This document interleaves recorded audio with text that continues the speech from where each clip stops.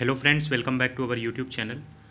पहले mock test को हमने कंप्लीट कर लिया था। आज मॉक टेस्ट 2 की बात करते हैं। जीएस सेक्शन को ही कवर कर रहे हैं। नेक्स्ट वीडियो आपका हिंदी का होगा जिसमें काफ़ी क्वेश्चन शामिल होंगे। बाकी अगर आप खुद से प्रिपरेशन कर रहे हैं और चाह रहे हैं कौन सी ऐसी चीज़ें पढ़ लें जिससे मैक्सिमम हिंदी के क्वेश्चन वहाँ हो जाएं, तो पर्यायवाची, विलोम शब्द, प्रत्यय और मुहावरे, ये 4 चीज़ें आपकी कंप्लीट होनी चाहिए। बाकी अगर एक आध क्वेश्चन अलग से वहाँ आएगा तो वाक्य के शुद्धिकरण का आएगा।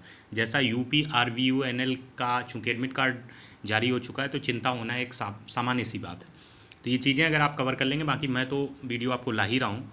कल संभवतः शाम तक वीडियो आपके सामने क्वेश्चंस का रहेगा जिसमें ये चीज़ें कवर रहेंगी। बाकी जीएस का मॉक टेस्ट कवर करते हैं। हमने वो क्वेश्चन शामिल किए हैं जो यूजुअली पूछे जा सकते हैं और इम्पॉर्टेंट है और बहुत बार पूछे गए हैं।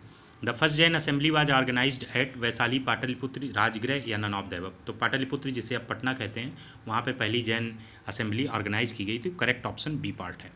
अगले क्वेश्चन की तरफ अगर बढ़ें, अगला क्वेश्चन है which of the following is famous pilgrimage of Jainism and Buddhism both in Uttar Pradesh. जैन धर्म और बुद्ध धर्म का जो स्थान है वो कौन सी जगह है उत्तर प्रदेश में, तो वो जगह है कौशाम्बी। तो करेक्ट ऑप्शन सी पार्ट होगा।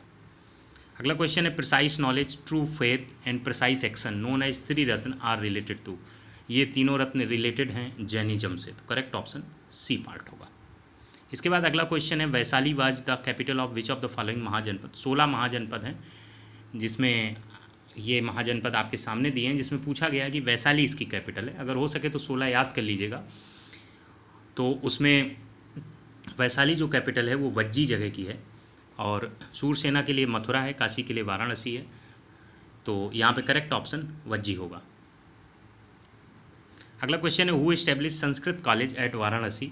इस ऑप्शन से James Prinsep, Jonathan Duncan, William Jones या पंडित मदन मोहन मालवीय। तो जोनाथन डंकन ने जो है संस्कृत कॉलेज वाराणसी पे इस्टेब्लिश किया था। करेक्ट ऑप्शन बी पार्ट होगा। जबकि मदन मोहन मालवीय ने बनारस हिंदू विश्वविद्यालय की स्थापना की थी। अगला क्वेश्चन है Indian income tax is a type of. Indian income tax जो है वो किस टाइप का है? Indirect progressive, direct proportional, direct progressive या इनडायरेक्ट प्रोपोर्शनल। तो डायरेक्ट एंड प्रोग्रेसिव है। प्रोग्रेसिव इन द सेंस कि आपकी जो सैलरी में इंक्रीमेंट है वो बिल्कुल प्रोपोर्शनल नहीं है जो इनकम टैक्स में इंक्रीमेंट है। प्रोग्रेसिव का मतलब ज़्यादा बढ़ेगा। अगर आपकी सैलरी 1.5 गुना हुई है तो इनकम टैक्स 1.5 गुने से अधिक होगा। That is called progressive. तो जो कर लगता है किसी भी चीज़ पे वो ज़्यादा हो तो प्रोग्रेसिव होता है, बाकी डायरेक्ट रहता ही है इनकम टैक्स। तो ये करेक्ट ऑप्शन इसका सी पार्ट होगा। अगला क्वेश्चन है which of the following is not a direct tax. Income tax, custom duty, corporate tax. Not a direct tax. Indirect tax क्या होगा? तो कस्टम ड्यूटी इनडायरेक्ट टैक्स में आएगा। तो करेक्ट ऑप्शन बी पार्ट। ये क्वेश्चन सरल दिखने में लगते हैं लेकिन वहाँ पे 100% एक्यूरेसी के साथ तभी हो सकते हैं जब वो क्वेश्चन किसी न किसी तरीके से आपके सामने कैटेगराइज्ड फॉर्म में रखे गए हों, जो हम एक कोशिश कर रहे हैं। The Tropic of Cancer does not pass through which of the following state. Mizoram, Tripura, West Bengal, Manipur. इन तीनों से तो जाती है, मणिपुर से नहीं जाती है। तो करेक्ट ऑप्शन डी पार्ट होगा।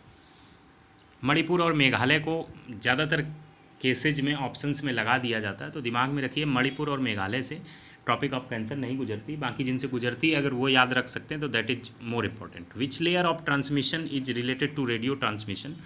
विच लेयर ऑफ ट्रांसमिशन नहीं, विच लेयर ऑफ अर्थ।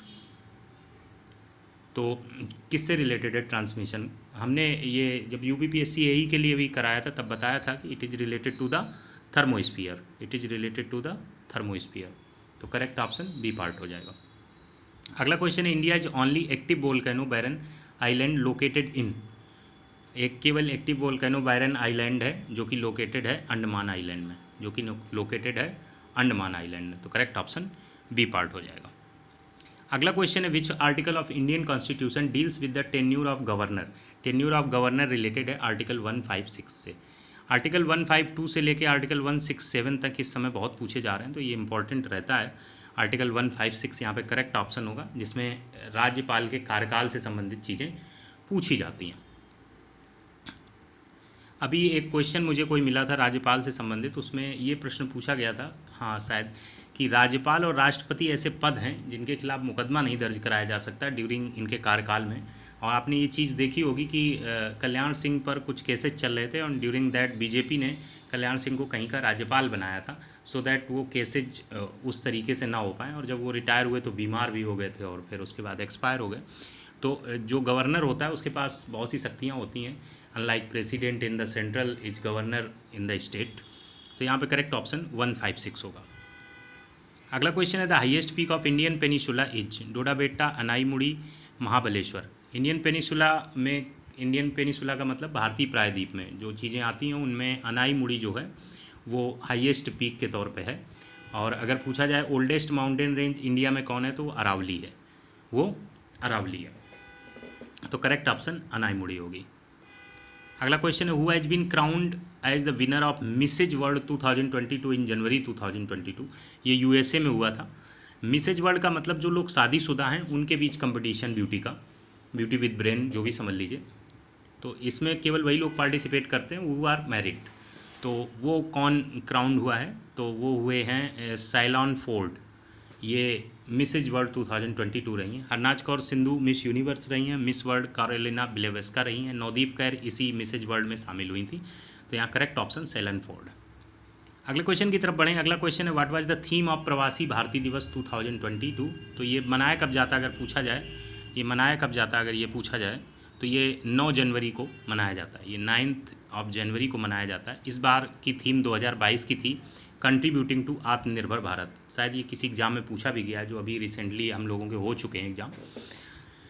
तो इसका करेक्ट ऑप्शन होगा कंट्रीब्यूटिंग टू आत्मनिर्भर भारत। इसके बाद अगर अगले क्वेश्चन की तरफ आएँ, the union culture ministry launched a new portal through which devotees can perform online rituals of prominent pilgrimage sites. It is named. Union culture ministry ने एक पोर्टल लॉन्च किया जिसके थ्रू ऑनलाइन चीज़ें परफॉर्म कर सकते हैं। That is name is temple 360। तो correct option B part होगा।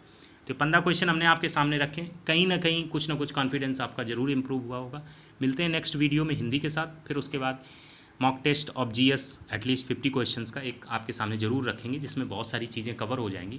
पॉलिटी के अच्छे क्वेश्चन, इकोनॉमी के अच्छे क्वेश्चन, जियोग्राफी के अच्छे क्वेश्चन और आपके करंट अफेयर्स के अच्छे क्वेश्चन। वहाँ पे सब कुछ बहुत बेसिक आता है बट वो बेसिक कंटिन्यूअसली आपका सभी टॉपिक्स में सही हो जाए।